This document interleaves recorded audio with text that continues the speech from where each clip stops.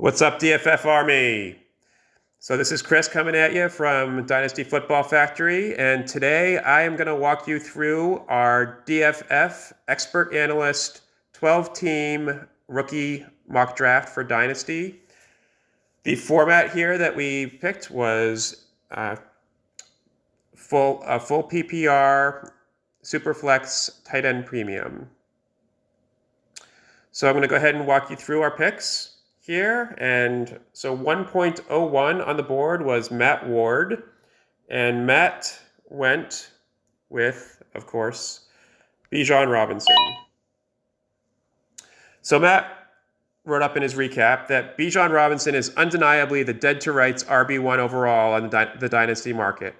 The Doak Walker Award winner has accumulated 3 consecutive years of top-end production in college, smashing through analytic models and Big 12 defenses as a bona fide superstar before he ever steps foot on an NFL field.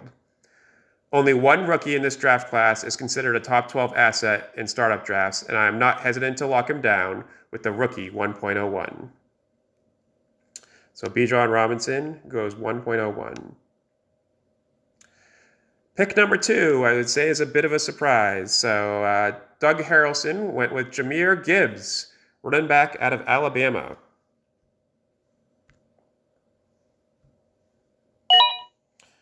So Doug writes, by the time we get to rookie drafts, I may be taking one of these quarterbacks, but at this stage, I want to take the prospect that I like the best, regardless of position.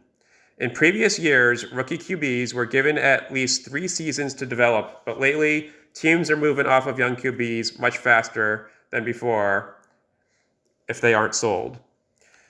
The insulation provided by the quarterback position, even in Superflex leagues, isn't what it used to be. Gibbs would be the clear RB1 in almost every rookie class and will be a fantastic addition to any Dynasty roster. If you are a couple of years away, I don't mind just taking whichever QB you like best. Okay, so at 1.02, we had Jahmyr Gibbs. So moving on to pick 1.03, and Ben Winkler is on the board. So Ben goes with the seal and play here and picks Anthony Richardson. So this was took place shortly after the Combine, which of course Anthony Richardson destroyed with one of the, actually the best performance by a quarterback ever at the Combine. So Ben writes, I wasn't expecting at the 1.03 to have my choice of the 3 top QBs, but I'm not complaining either. I've been on the Anthony Richardson QB1 train since long before the Combine. So here's my official DFF published flag plant on him as my guy this year. The Josh Allen comparisons have been well vetted already in the fantasy community, but that's not to say they aren't warranted. And while many consider this a risky fantasy pick, I think Richardson enters the league at worst as a top 5 rushing quarterback, which should give him a higher fantasy floor than the other 3 more pocket-oriented quarterbacks in the class. So I view Richardson as a high floor, high ceiling pick, and I'll gladly scoop that up. The future Raiders all-time great, wink wink, at the 1.03. All right. So that left me at pick 1.04. So I actually took my best available player, and this was Bryce Young, quarterback out of Alabama.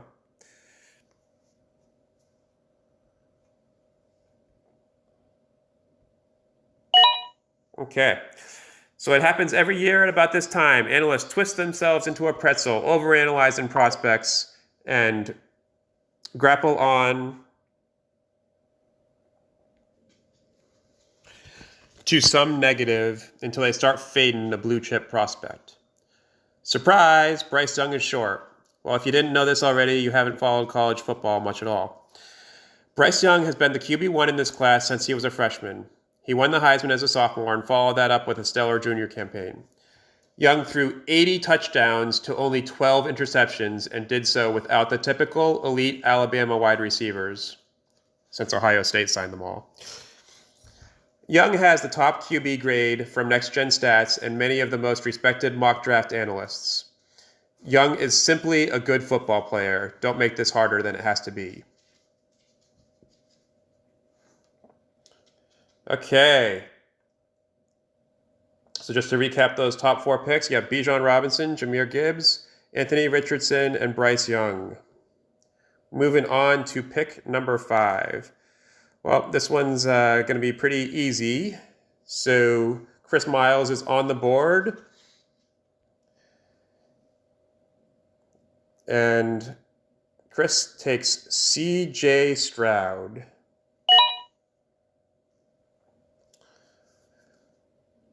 So Chris writes, after a surprising turn of events, I get my QB1 of the class here. Stroud and Young are not far apart from me at my top spot, but I do give CJ the slight edge.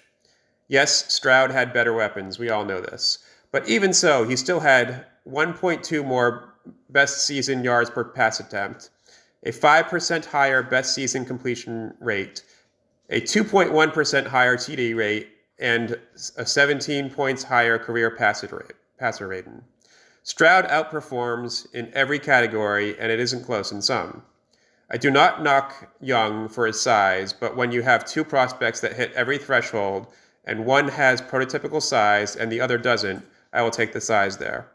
I would be happy to get any of these QBs at 1.05. I just happen to have my favorite fall in my lap.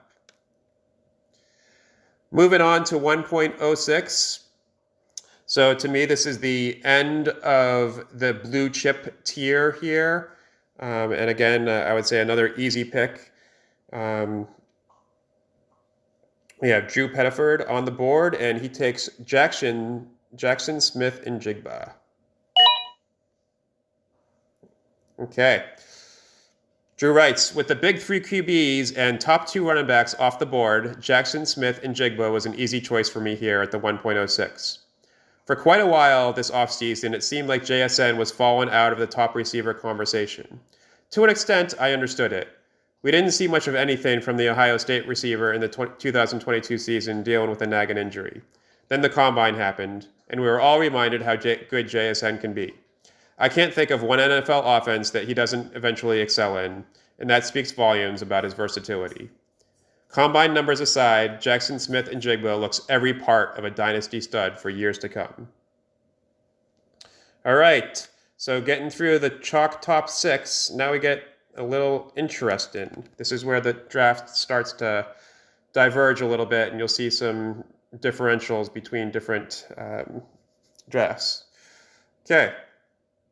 At 1.07, we have Jagger May on the board, and Jagger took Zach Charbonnet. Maybe a little early with this pick here, writes Jagger, but it looks as though this draft class only has 3 or 4 RBs that profile as high-volume guys, so I wanted to get my hands on one. After Bijan Robinson, Charbonnet is the next best bet for a bell cow role from this draft class. Charbonnet checked in at 214 pounds, which is solid, but many were hoping for 220 plus. Despite his size and length, he is athletic enough to make guys miss in the open field. His relative athletic score of 9.42 from the NFL Scouting Combine makes it more likely he earns that coveted Day 2 NFL draft capital. Zach Charbonnet at pick 1.07. Moving on to pick 1.08, we have Paul Patterson on the board. And Paul goes with Jordan Addison. Paul writes, Addison is my wide receiver 2, so it was an easy choice here at the 1.08. I don't care much about wide receiver size or athleticism as long as they aren't super tiny or super slow. Addison did fine at the Combine, and his only true blemish being the sub-25 BMI. But we have been seeing more and more low BMI wide receivers come in and succeed in recent years, like Devonta Smith, Garrett Wilson, George Pickens, and Jahan Dotson. So this does not worry me. Addison has an elite production profile and will get the draft capital to match. He is my safest wide receiver after JSN. Moving on to pick number 9, we have Doc on the board. And Doc goes with Quentin Johnston out of TSU, wide receiver. So Doc writes, a pretty fortuitous opportunity here to draft the wide receiver 2 of the 2022-23 draft class at 1.09. Your author loves the post-combine hype part of the Dynasty offseason, as analysts and content producers overreact to predictable NFL combine outcomes for clicks and attention. Quentin Johnson dominated the Big 12 conference and the much stronger competition he faced during bowl games. But Johnston was listed as 6'4" and measured in at 6'3". Who cares?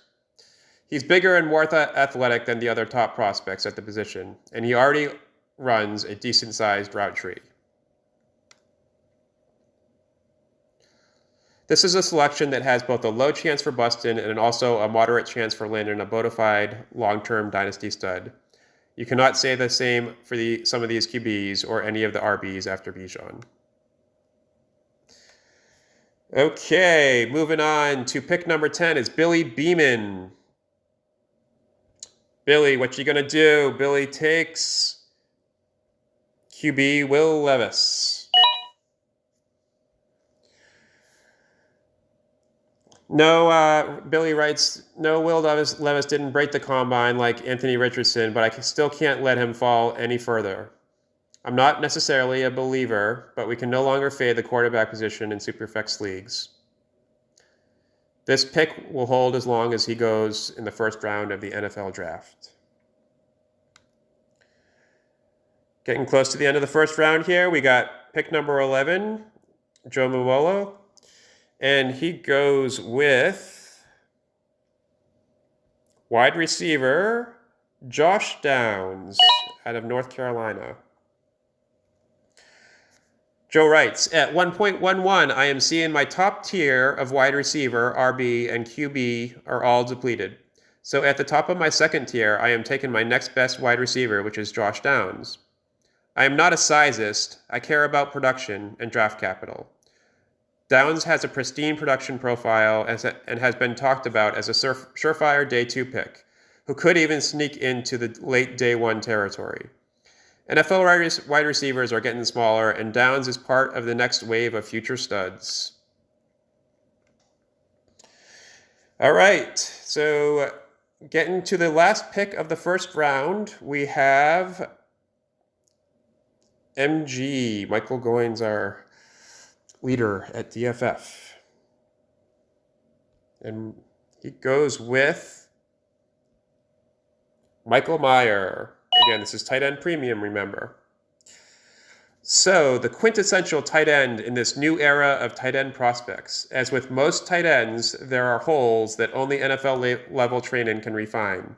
He's not an exception, although in the right system, he could make a splash earlier than some of his contemporaries. A no-brainer pick in a tight end premium league at the 1.12. Value boon. All right, guys, thank you for staying with us. This is the end of round 1. We will be doing the other rounds as well. So check out those videos and please subscribe to our channel. Thank you, everyone.